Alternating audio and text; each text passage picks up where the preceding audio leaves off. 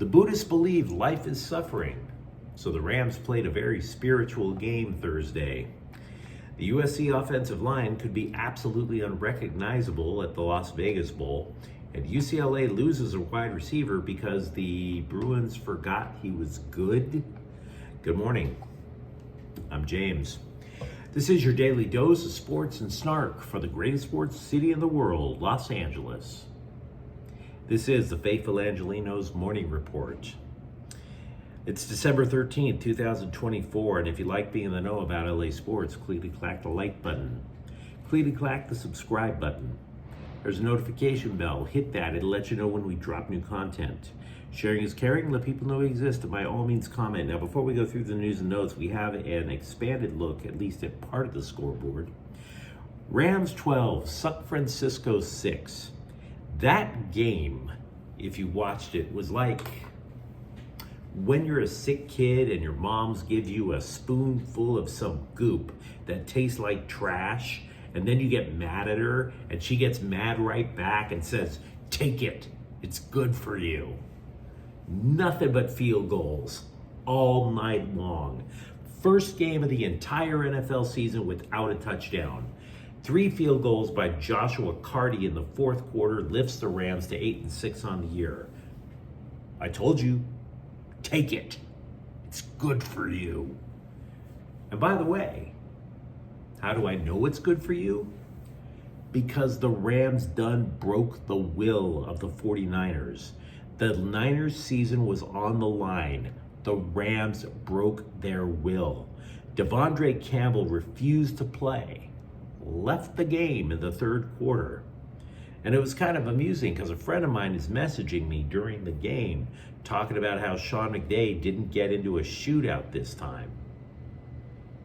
And you know what? True.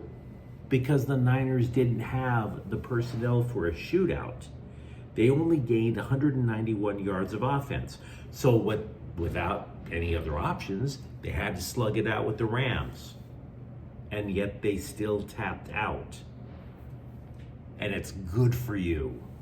The Rams sweep the Niners for the first time since 2018. So no, I don't care that there were 11 punts in the first quarter. It's good for you. Take it. Because with this win, the analytics nerds claim that the Rams went from maybe a 1-3 chance to make the playoffs to more than 52%. This, if they do in fact make it, is the team you do not want to face in the playoffs because they could shoot it out with you, and apparently they could slug it out with you. Pick your poison. Also yesterday, New Jersey 3 Rams. New Jersey 3 Kings 1. Jordan Spence scored the lone goal for the Kings.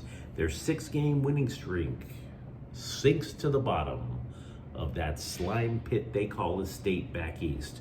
Meanwhile, today, the Lakers are at Minnesota at 5. It's their first game since Sunday. Second game without LeBron James. The Clippers are at Denver at 6. You know, Ivica Zubac leads the league in rebounds with 304. And the Kings are going to be playing at the booty crack of dawn. They take on the New York Rangers at 10 a.m. And let's get to the news. So, out in Las Vegas, who's blocking for Jaden Maiava? The LA Daily News took a moment and noticed that redshirt freshman Elijah Page might become the grizzled vet of the USC offensive line when the Trojans face Texas A&M in the Las Vegas Bowl.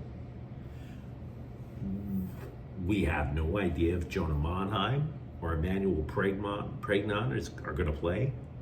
They're probably not. They could both go to the NFL. Starting tackle Mason Murphy is in the transfer portal. So it's Page and possibly sophomore Alani Noah at right guard.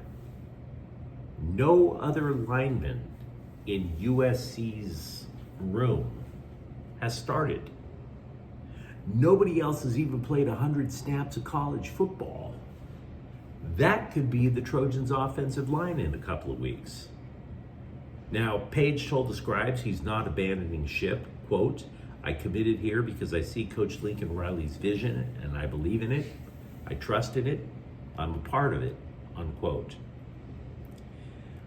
By the way, with the 15 players, and yes, it has reached 15, with the 15 players that have entered the portal, did you know you could still play for USC while you're in the portal? Who knew? The reason I bring this up is because Jake Jensen, who did go into the portal, is going to serve as the backup for Maava in the Las Vegas Bowl, which is kind of hilarious when you think about it. I don't want Jaden Maava to get injured, but say that happens. You're putting in a transfer portal guy behind Page and 4 randos.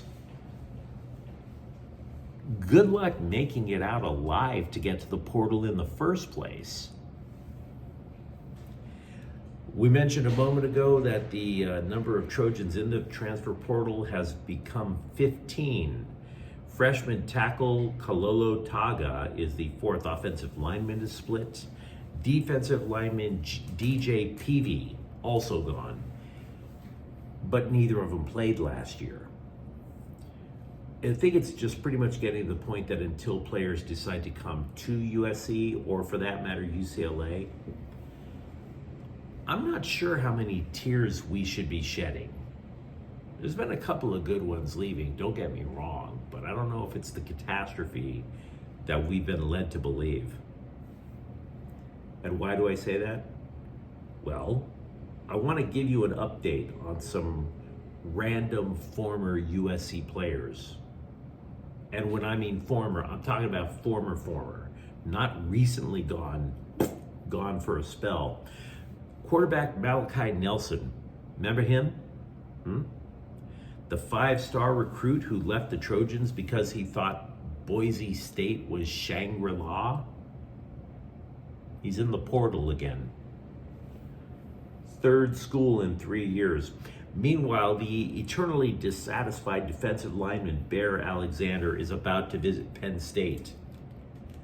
Now, I'm not going to sit there and claim that I'm going to follow every guy who bounces from one program to the next. I'm just saying that this illustrates how jaw-droppingly goofy the whole system has become in a matter of, 2 years?